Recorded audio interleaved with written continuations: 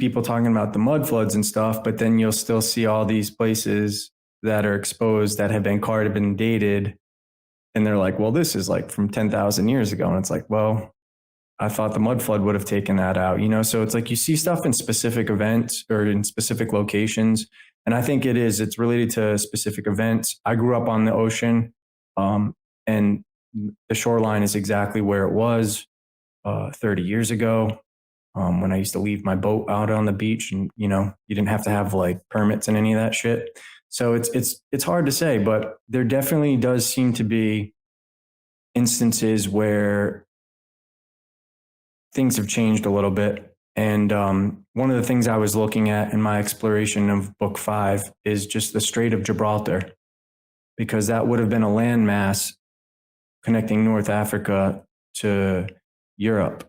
And I wonder, it's such a narrow strait, if at some point maybe that was a land bridge and the Atlantic Ocean broke through that. And so that's what made the Mediterranean. And that would like account for things like, you know, when they say how like Atlantis, you know, first of all, there's no evidence of Atlantis. So anybody who's claiming that, throw that out the window. There's not anything serious that you can stand on with that. But if we're going to speculate, something like that would make sense, right? Like if there was land in what is the basin of the Mediterranean Ocean now, and it got wiped out as a result of that Strait of Gibraltar breaking through in the Atlantic flooding, then you could make the case for some of these things.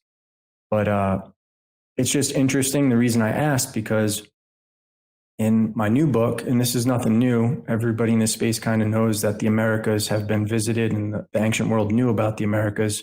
But I'm going to use my skill set to show how the Mexicans, speaking of that calendar, this is what started that, is they had the same calendar as the Egyptians.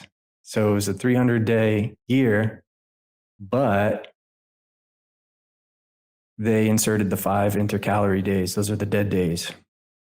So you mean a 360-day year? Yeah, sorry, 360-day year, yeah. But they inserted the 5 dead days. So it's really interesting how cultures who have no connection to each other could share the exact same astronomical mistakes. And the fact that they have like Egyptian and Greek style architecture when they didn't even have they didn't know how to smelt iron. They didn't have the ability to make tools like that.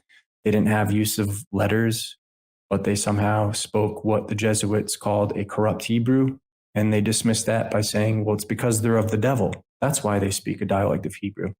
And so book 5 is going to further destroy Mosaic history. And I think that's the best thing about SpiritWhirled, is it's a chainsaw that destroys it all. I don't play favorites. I serve the truth, and that's it. And once you can debunk Mosaic history, there goes Christianity. The next domino to fall is Islam. And the further you go back, I take Hinduism down, Buddhism. I expose all of it. The Celtic stuff,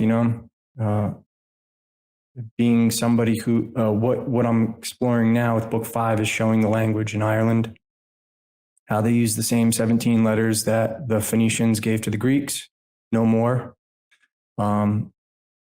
And how all these languages in the UK are sympathetic to what people would call Hebrew, like the Welsh is comparable to Hebrew.